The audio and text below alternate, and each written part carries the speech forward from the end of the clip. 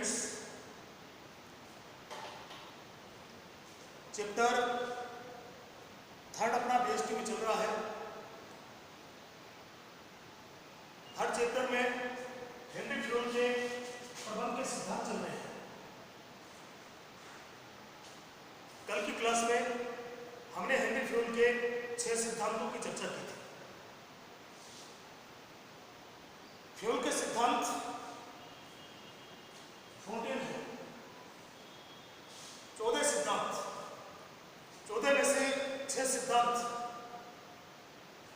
हमने कल देखे थे। आज देखते हैं 7वां सिद्धांत, पारिश्रमिक।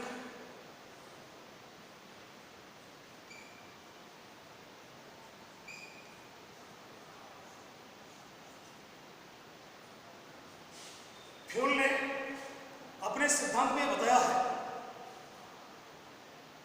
कि कर्मचारियों को न्यायोचित पारिश्रमिक मिलना चाहिए। अब देखिए पारिश्रमिक क्या है, पारिश्रमिक किसे कहते हैं? तो पारिश्रमिक से तात्पर्य कर्मचारियों को कार्य के बदले में मिलने वाले प्रतिफल से है। फ्योल के अनुसार कर्मचारियों को न्यायोचित पारिश्रमिक मिलना चाहिए। अब न्यायोचित कितना हो? न्यायोचित किसी के लिए 1 लाख भी हो सकता है, किसी के लिए 50,000 हो सकता है, किसी के लिए 10,000 हो सकता है। तो न्यायोचित पारिश्रमिक कितना हो यह डिपेंड करता है कि संगठन का आकार कैसा है। बाजार में मजदूरी की प्रचलित दर क्या है, काम करने वाले व्यक्ति की योग्यता क्या है, इसके आधार पर पारिश्रमिक तय किया जाता है। लेकिन ये पारिश्रमिक न्यायोचित होना चाहिए। कर्मचारियों को मिलने वाला पारिश्रमिक इतना अवश्य होना चाहिए कि वो ठीक से अपना जीवन यापन कर सके। तो पारिश्रमिक न्यायोचित होना चाहिए। नेक्स्ट देखिए, केंद्रीकरण एवं विकेंद्रीकरण।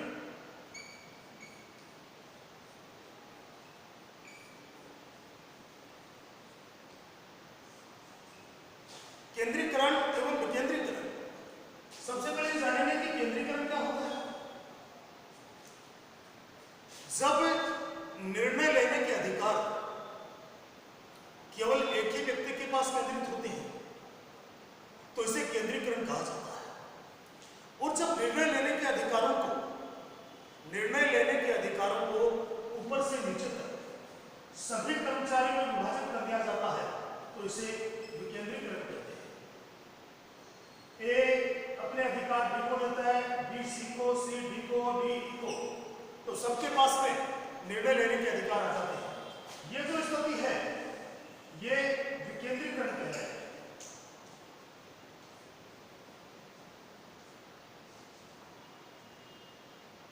जब निर्णय लेने के अधिकारों को सभी स्तर पर विभाजित कर दिया जाता है तो इसे विकेंद्रीकरण कहते हैं। ये सामंजस्य, कोई संगठन केंद्रीकरण को अपनाए या फिर विकेंद्रीकरण को अपनाए, ये सामंजस्य संगठन के आकार और प्रणाली पर निर्भर करता है। अगर संगठन का आकार बड़ा है तो बड़े आकार के संगठन में जनरली विकेंद्रीकरण को अपनाया जाता है, और संगठन का आकार अगर छोटा है तो वहां केंद्रीकरण को अपनाया जा सकता है। तो सामान्यतः बड़े संगठनों में विकेंद्रीकरण को और छोटे संगठनों में केंद्रीकरण को अपनाया जाता है। अगला देखिए, सोपान श्रृंखला।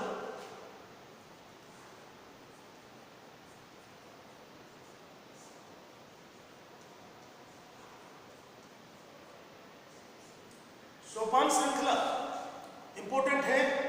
कई बार अकेला ही यह सिद्धांत 4 नंबर के क्वेश्चन में पूछा जाता है, तो ध्यान से देखना है। सबसे पहले जानेंगे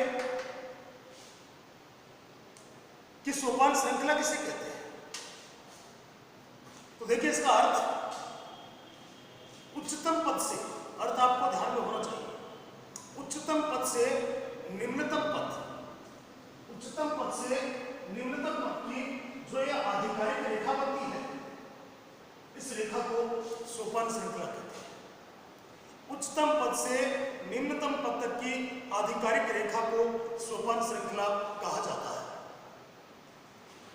फ्यूल ने अपने सिद्धांत में यह बताया है कि सामान्यतः इस श्रृंखला का उल्लंघन नहीं करना चाहिए।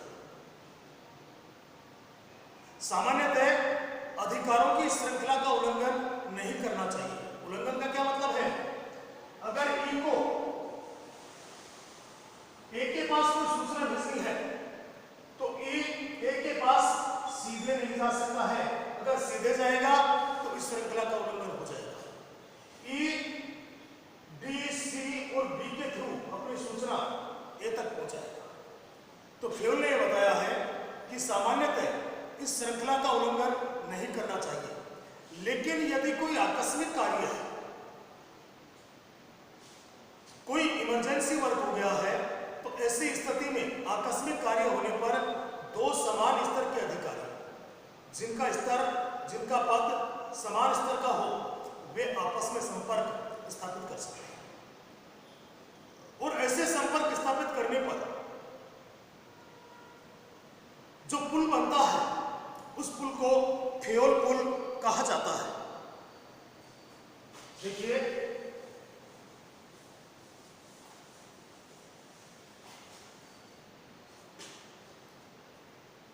एक्स, मान लीजिए एक कंपनी में सबसे बड़ा अधिकारी है, इसके नीचे से दो श्रृंखलाएं गुजर रही है, अधिकारों की दो श्रृंखलाएं जा रही है।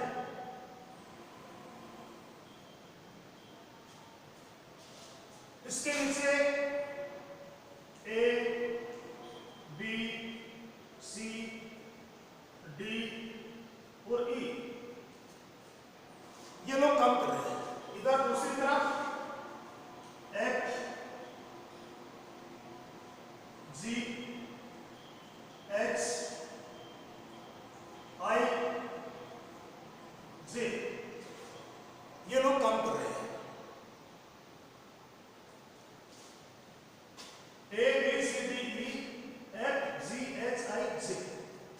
तो अधिकारों की दो रेखाएं एक्स के पास से गुजर रही है। एक्स यहां सबसे बड़ा मैनेजर है, अधिकारी है, प्रबंधक है। ये लोग उसके नीचे काम कर रहे हैं। तो फ्यूल ने यह बताया है कि सामान्यतः इस श्रृंखला का उल्लंघन नहीं करना चाहिए। अगर ई को एक्स के पास कोई सूचना पहुंचानी है तो ई सीधे एक्स के पास में नहीं जा सकता है। तो ई को क्या करना होगा?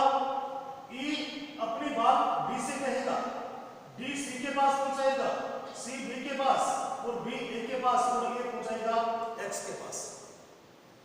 तो ई अपनी बात को, अपनी सूचना को डी सी बी ए के माध्यम से एक्स के पास पहुंचाएगा। इसी प्रकार दूसरी श्रृंखला में सपोज कीजिए एक्स को अपनी सूचना एक्स तक पहुंचानी है, तो एक्स जी और एफ के माध्यम से अपनी बात अधिकारी एक्स तक पहुंचाएगा। तो फ्यूल ने कहा कि सामान्यतः इस श्रृंखला का उल्लंघन नहीं करना चाहिए, लेकिन यदि कोई आकस्मिक कार्य होता है तो दो समान स्तर के अधिकारी, अब समान स्तर के कौन में ए और एफ, बी और जी, सी और एच, डी और आई, ई और जे, ये समान स्तर के अधिकारी हैं। तो कोई आकस्मिक कार्य होने की स्थिति में दो समान स्तर के अधिकारी आपस में संपर्क स्थापित कर सकते हैं। इस दौरान बनने वाले पुल को फ्यूल पुल कहा जाता है।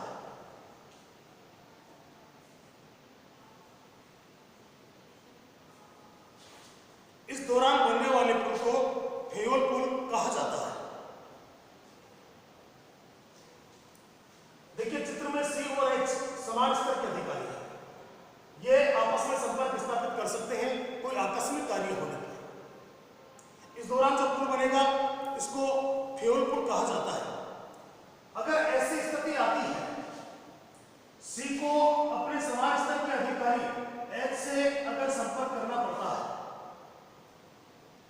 ऐसी स्थिति में सी को अपने उच्चाधिकारियों को, बी और ए इसके उच्चाधिकारी है, तो अपने उच्चाधिकारी को यह बताना होगा कि एच से संपर्क करने का कारण क्या था।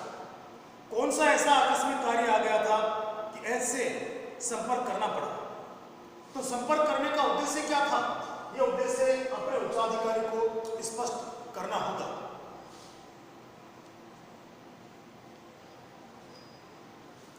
अगला सिद्धांत देखिए, व्यवस्था।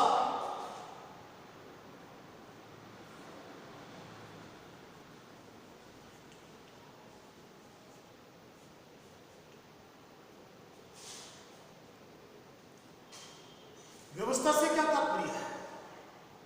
व्यवस्था से तात्पर्य प्रत्येक वस्तु का अपने निश्चित स्थान पर होने और प्रत्येक व्यक्ति का अपने स्थान पर होने से है। तो व्यवस्था से तात्पर्य यह है कि प्रत्येक वस्तु के लिए एक निश्चित स्थान हो तथा प्रत्येक वस्तु यानी प्रत्येक व्यक्ति अपने स्थान पर होना चाहिए। तो प्रत्येक वस्तु के लिए निश्चित स्थान होना चाहिए, प्रत्येक व्यक्ति अपने स्थान पर होना चाहिए। अगर ऐसा होगा तो उत्पादन की कारखाना प्रणाली में किसी प्रकार का व्यवधान उत्पन्न नहीं होगा।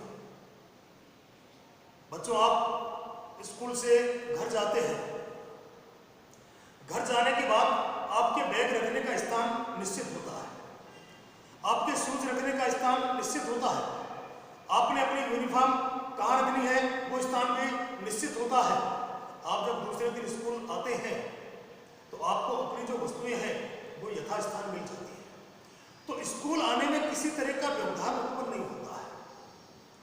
तो प्रत्येक व्यवस्था का सिद्धांत ये बताता है कि प्रत्येक वस्तु अपने स्थान पर और प्रत्येक व्यक्ति अपने स्थान पर होना चाहिए ताकि उत्पादन में, कारखाना प्रणाली में किसी प्रकार का व्यवधान उत्पन्न ना हो। इस सिद्धांत का उद्देश्य यह है कि उचित कार्य उचित व्यक्ति को सौंपा जाए ताकि संगठन की कार्यक्षमता में वृद्धि हो सके। अगला सिद्धांत देखिए, समता।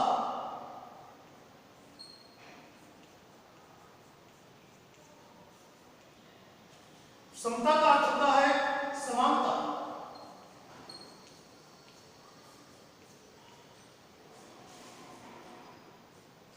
यह सिद्धांत न्याय और दया पर जोर देता है।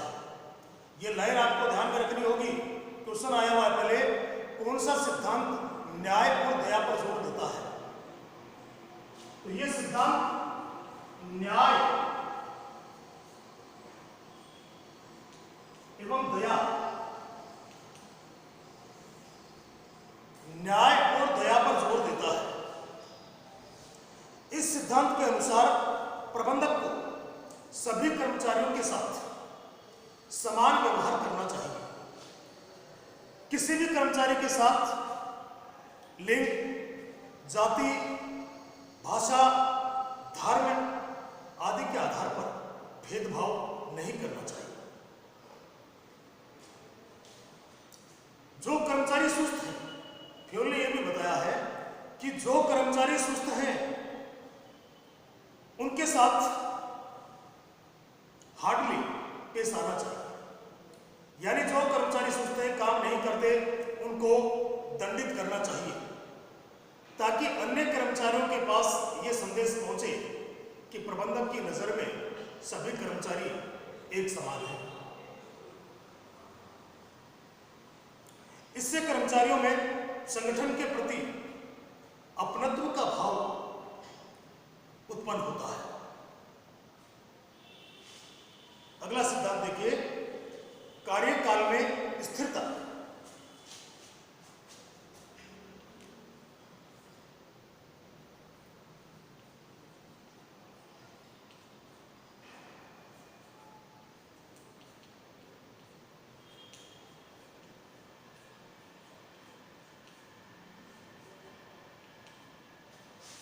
कार्यकाल में स्थिरता। इस सिद्धांत के अनुसार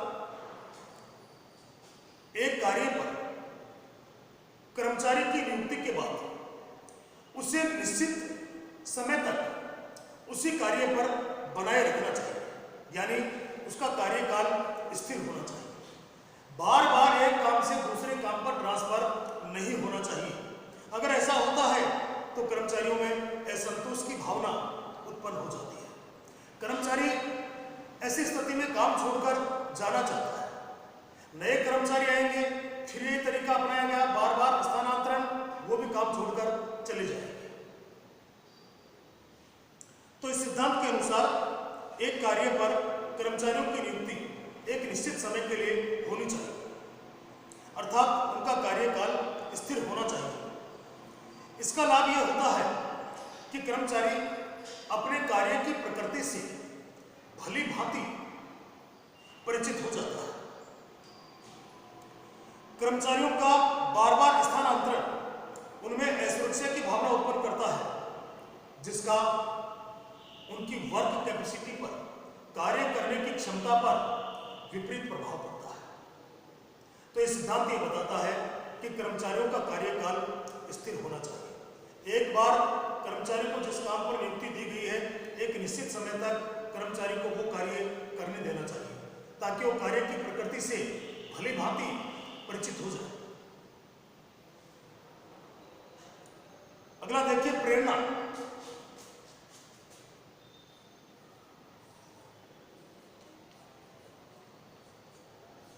इसको आप पहल क्षमता भी कह सकते हैं।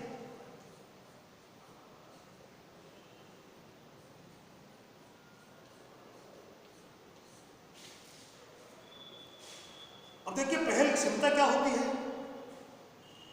स्वयं अभिप्रेरित होकर, अपने आप मोटिवेट होकर किसी काम को करने की पहल करना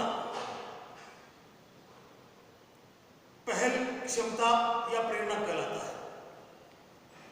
प्रबंधकों को चाहिए कि वे अपने अधीनस्थों को कार्य करने की पहल करने के लिए प्रेरित करें, और यदि कोई अधीनस्थ खुद आगे बढ़कर संस्था के हित में कोई कार्य करने की पहल करता है, कोई सुझाव देता है, तो ऐसे कर्मचारी को काम करने के लिए अभिप्रेरित करना चाहिए, उसके सुझाव को संस्था में लागू करना चाहिए।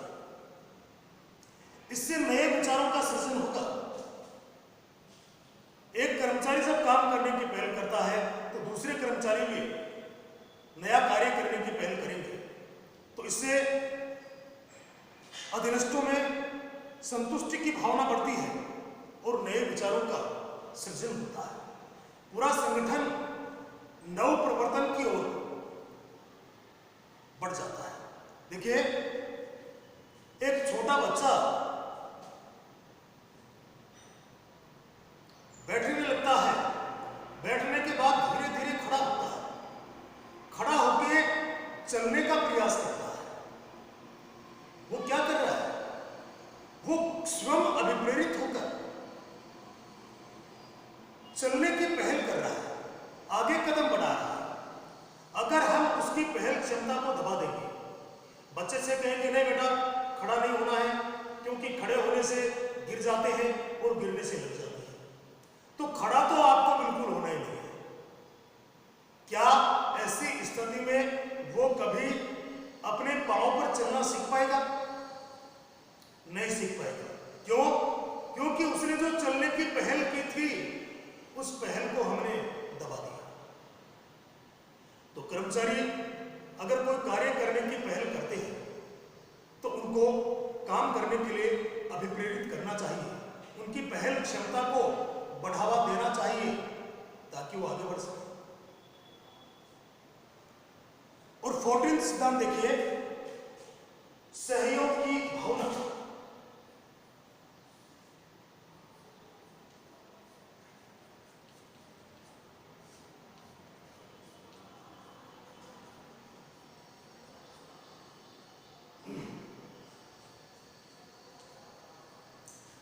सहयोग की भावना किसी संगठन की सफलता कर्मचारियों के परस्पर सहयोग पर निर्भर करती है। संगठन चाहे छोटा हो, बड़ा हो, सरकारी हो, गैर सरकारी हो, सभी प्रकार के संगठनों की सफलता वहां के कर्मचारियों के आपसी सहयोग पर निर्भर करती है। यह सिद्धांत एकता ही शक्ति है पर बल देता है।